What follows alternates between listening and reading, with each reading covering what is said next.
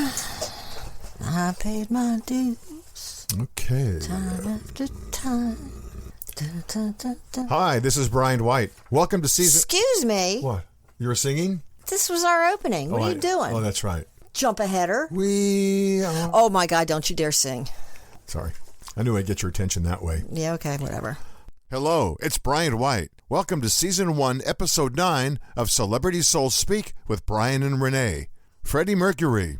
My wife Rene is a medium, and I've been a radio personality for over 50 years. The other side established communication with us because they wish to stay in touch with this dimension. They know I truly love and respect music and the artists that perform it, and Rene is a huge music fan as well. We started this podcast and have been interviewing celebrities that have passed over.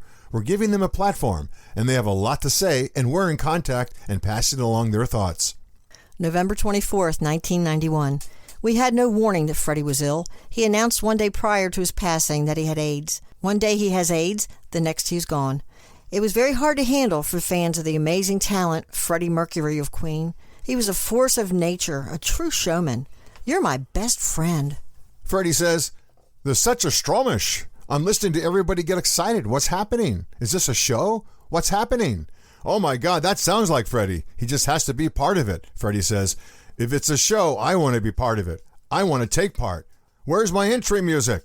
This is great. We have a whole chorus of people. We need to start our own band. You have a crowd," he says. "It tends to attract people. I don't know what quality, though." Freddie, hello. We're so honored to meet you. It's a party in your honor. Really? Of course. A party and an opportunity to speak with you from where you are now. Freddie says, "Oh yeah, my story will be different from everybody else's. It's different because I was different. You were different, and that's what made you so interesting and popular." Freddie says, "You know, I was an opera singer in another life. I did not realize you were an opera singer, although I did know you were amazing in your performance with Montserrat Caballé. I hope I said that right. You have a beautiful voice. I was so impressed by your performance abilities. I also admired the way you stood up for your music, pushed back against the machine, did what you felt was right." Freddie says, "I was always going to do what I was going to do, regardless of what the record companies told me to do. But some of the others that you hear, there was no protection and no one to look after them. It felt like you were being taken advantage of repeatedly.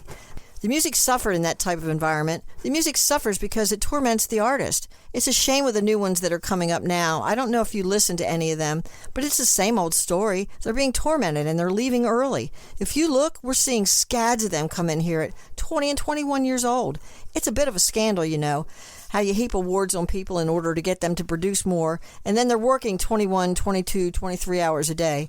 You can't do it. No one's a machine. You have to be able to say, let me sleep, let me eat, let me go and do something different. There's no opportunity to create. Musicians are passing over and telling us, now that I'm here, let me tell you what I did, what I know. I have a load of information, a load of things that might help you. I think you already know so much."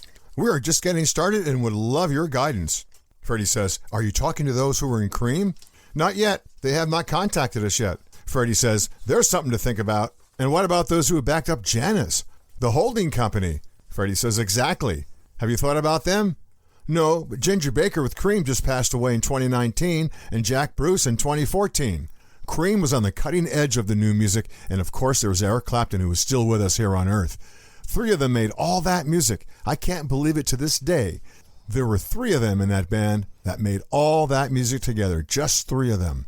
Freddie says, "The level of musicianship, don't you think it's amazing?" "Yeah, and they were only together for a short period of time, very short period of time, like 2 years. What an impact." Freddie says, "What an impact. I've been listening to Chuck Berry. Do you know him? Chuck Berry's one of the greatest guitar players ever. He passed away in 2017. He was 89. No, we haven't spoken yet." Freddie says, "These musicians have so much to say. These musicians are amazing. It's amazing the things they went through and how they had to travel and how they had to live on the road." Well, these are the stories that we want to tell. You may have seen them concert, but what was it like when they had to go to their hotel room that night and get up the next morning and do it all over again? What was it like not being home with your family? It must have been awful. Freddie says, "Absolutely awful. You have no idea. It's hell on earth to be on the road. You should go to the Chateau Marmont. The history is coming out of the walls there. That's where they all stayed in L.A., right off the Hollywood freeway. John Belushi died there."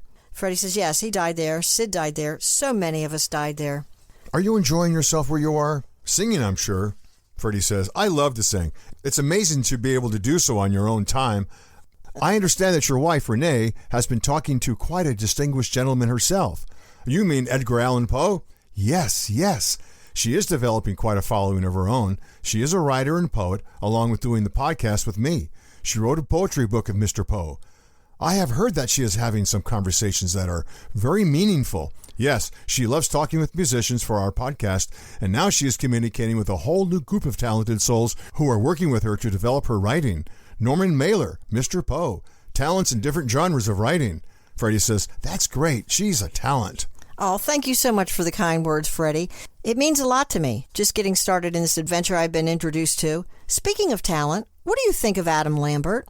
Freddie said, I think Adam is perfect. I wasn't sure what would happen to the band, but they've stayed with it, and now they will be unstoppable.